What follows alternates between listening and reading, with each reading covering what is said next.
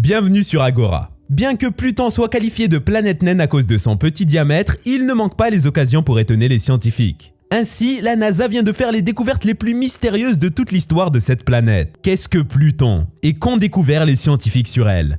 Que signifient de telles découvertes dans le monde de la science? Avant de commencer, on vous rappelle que vous aurez les sources en description de la vidéo, comme d'habitude.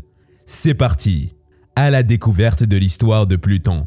Lorsqu'il a été découvert en 1930 par Clyde Tombaugh, Pluton a été désigné comme la 9e planète de notre système solaire. Toutefois, il n'a pas porté ce nom pendant longtemps, car déjà à la fin du XXe siècle, les scientifiques ont découvert plusieurs autres objets qui lui étaient très similaires.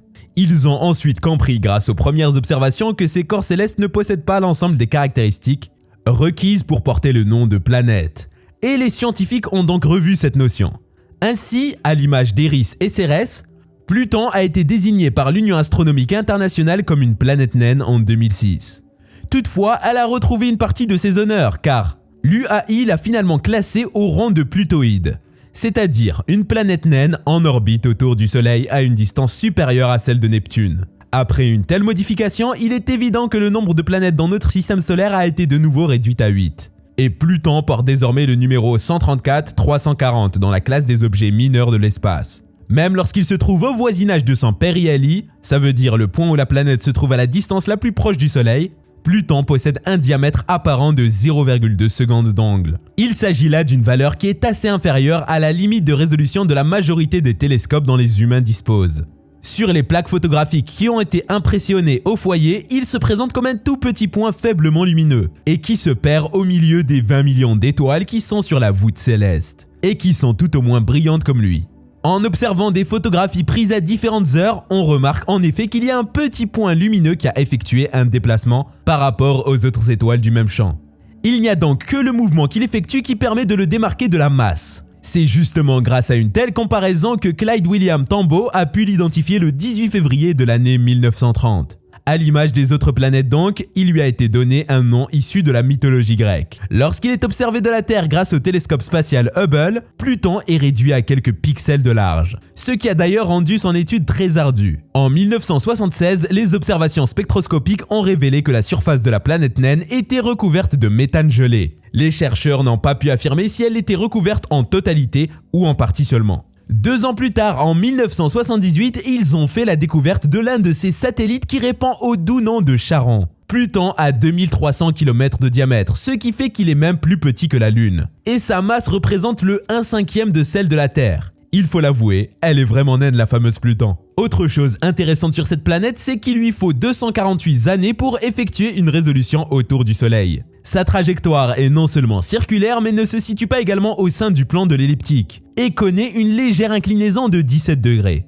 C'est cette inclinaison qu'on pourrait qualifier d'exceptionnelle et qui pousse Pluton à s'écarter du plan de l'elliptique d'une distance d'environ 1,25 milliard de kilomètres. Ce qui donne une distance égale à la distance approximative entre le Soleil et Saturne. De même, l'excentricité de 0,25 dont dispose l'orbite pousse la planète naine à s'introduire au sein de celle de sa voisine, Neptune. Ce phénomène s'est d'ailleurs produit entre 1989 et 1999. Toutefois, bien que les deux corps semblent vouloir se croiser, leur collision ne sera jamais possible à cause de la différence des plans d'inclinaison de leurs orbites. En effet, cette différence est telle qu'il existe une large marge de sécurité d'environ 2,5 milliards de kilomètres entre les deux corps. Par ailleurs, grâce aux observations faites avec l'infrarouge, les scientifiques sont parvenus à identifier à la surface de Pluton du méthane. Ces observations vont plus loin en précisant que les zones situées au niveau de l'équateur ont une apparence sombre et rougeâtre, tandis que celles polaires sont recouvertes de la glace de méthane. En fonction de la distance de la surface avec le Soleil, la brillance de ces calottes glaciaires connaît une évolution. Cette présence de glace fait naître à la surface de la planète divers phénomènes comme la sublimation. Toutefois, il faut souligner que les observations n'ont pas révélé des traces de méthane à la surface de Charon, mais uniquement de la glace d'eau. New Horizons, une invitation à sombrer dans les profondeurs de Pluton. Le 14 juillet 2015 marque une date très particulière pour toute l'équipe de la NASA et tous les amoureux de l'exploration du monde spatial et du système solaire. C'est en effet le jour où Pluton a été approché et analysé par la sonde New Horizons, dans le but d'aider les scientifiques à avoir plus d'informations sur cette planète mystérieuse et très peu étudiée. La sonde a donc pris des mesures et des photos claires de la planète et de ses satellites. La première observation assez frappante est que la planète autrefois soupçonnée de planète peu dynamique possède un nombre important de reliefs qui prouvent tout le contraire. D'après le directeur des sciences planétaires de la NASA, Jim Green, New Horizons n'a fait que mettre un terme à l'ère initiale de la reconnaissance des planètes. Il n'a pas fallu longtemps aux scientifiques pour se rendre compte que Pluton avait quelque chose de spécial et ne ressemblait pas du tout à ce qu'il s'apprêtait à voir. La planète a d'abord séduit toute l'équipe par sa beauté d'une part, et la complexité des dunes qu'elle possède d'autre part. Suite à cela, ils ont remarqué que Pluton est non seulement jeune, mais qu'il est également très actif. Cela a surtout été prouvé par les photos de la surface de l'une des moitiés du cœur, à qui il a été donné le nom de Sputnik. Par ailleurs, ils ont observé des brumes atmosphériques et la vitesse d'échappement de son atmosphère qui est plus faible comparativement à ce que les modèles avaient prévu. De même, cette petite exploration a permis aux scientifiques d'être informés à propos de la solidification de l'océan interne de Charon. Cela a surtout été prouvé par une trace visible au niveau de l'équateur. Elle permet même aux chercheurs de suggérer que Pluton peut abriter aussi un océan interne de glace. En réalisant la datation des petits satellites, l'hypothèse selon laquelle elles seraient toutes des débris d'une collision entre Pluton et un autre grand objet appartenant à la ceinture de Kuiper a été validée. Même la sombre calotte polaire de Charon a été saupoudrée par des matériaux qui se sont échappés de Pluton même. En outre, New Horizons a permis aux scientifiques de savoir que la plaine de Sputnik qui est située sur Pluton est le plus grand glacier de notre système solaire, à l'image de ce qui est observé sur la Terre et d'autres planètes comme Mars et Titan. La pression atmosphérique a changé au cours des siècles et est aujourd'hui différente de ce qui existait par le passé. Une telle différence a donc engendré des écoulements et donné naissance à des réservoirs statiques de liquide au sein de la planète. Pour finir, nous sommes maintenant sûrs que Charon n'est pas le seul satellite de Pluton, car il en possède 4 autres, et que son atmosphère a une couleur bleue, Tambo Regio, parce que Pluton a un cœur aussi. Pluton deviendra peut-être la planète des amoureux, car le sort a voulu qu'il en possède un cœur aussi. En effet, d'après les images fournies par la sonde New Horizons, on se rend compte qu'il existe une vaste région dont la couleur est assez claire et qui a une forme assez ressemblante à celle d'un cœur. Surnommé Tambo Regio, c'est l'une des particularités les plus importantes de la surface de la planète naine et possède un diamètre d'environ 2400 km.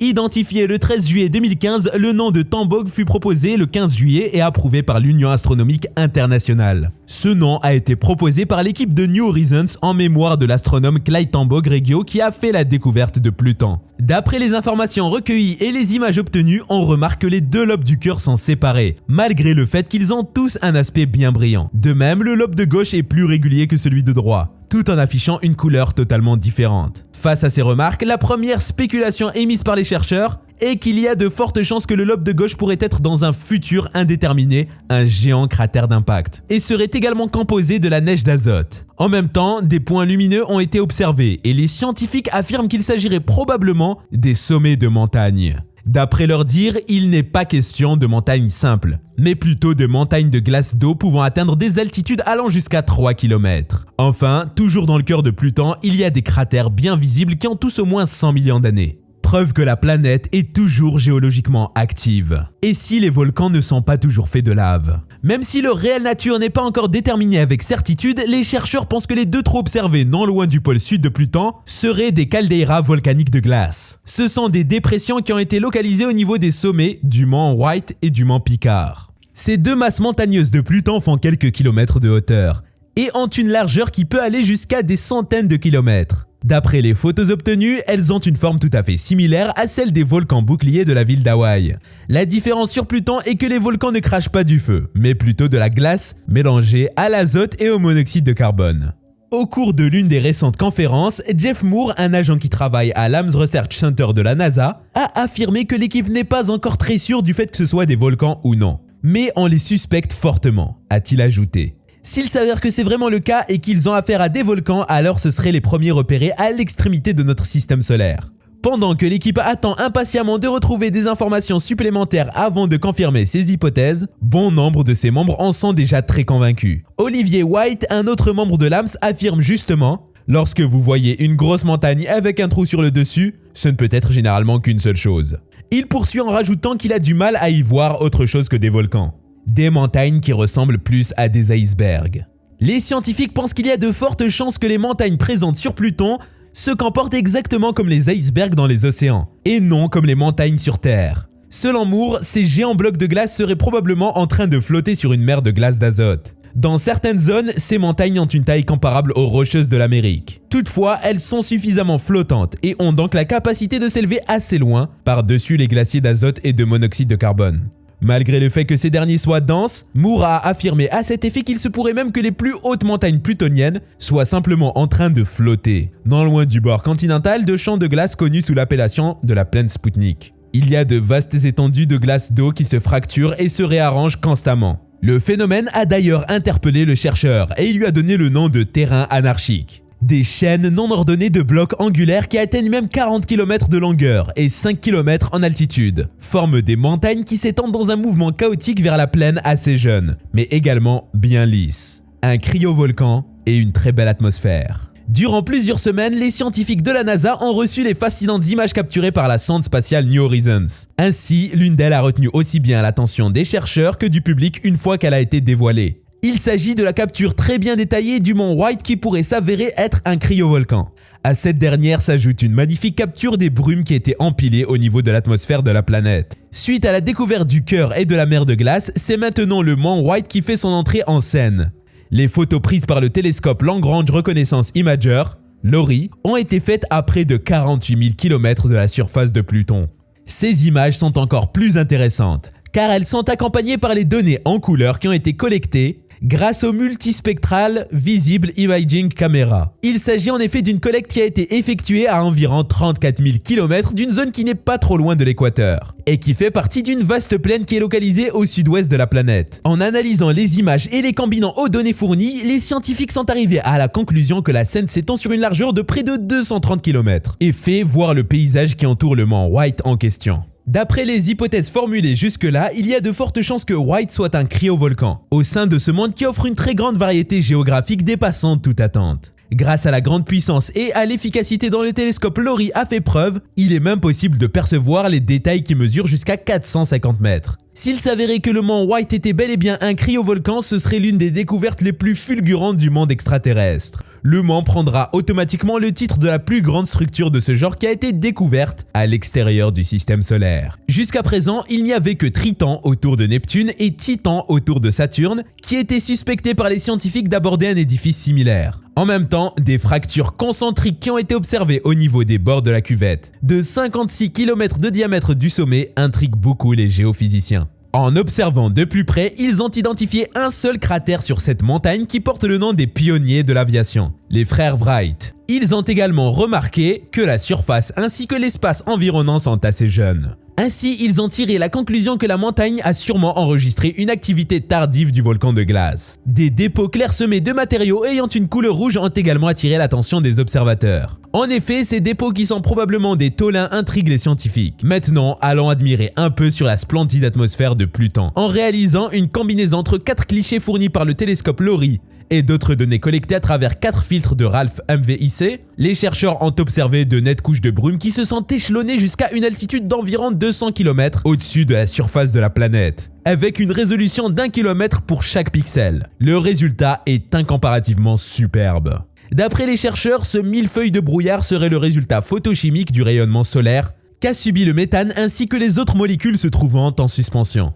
De même, des hydrocarbures. L'acétylène et l'éthylène sont produits à travers le même processus et leurs particules ont des dimensions qui n'excèdent pas souvent 1 micromètre. C'est d'ailleurs eux qui finissent par s'accumuler à différentes hauteurs de l'enveloppe gazeuse et réfléchissent la lumière. Enfin, malgré sa petite taille, Pluton réserve d'incroyables surprises à ses observateurs et probablement ses futurs visiteurs. Il est vrai que l'exploration a été un véritable succès, mais les chercheurs ont été totalement déconcertés par toutes ces nouvelles découvertes. Alors, dites-nous en commentaire laquelle d'elles vous a le plus étonné ou intrigué. Connaissez-vous d'autres découvertes faites sur Pluton? N'oubliez surtout pas de laisser le pouce bleu et n'oubliez surtout pas de faire le tour de nos vidéos qui vont sûrement vous épater aussi. Merci pour votre attention et à bientôt pour un autre voyage dans l'espace.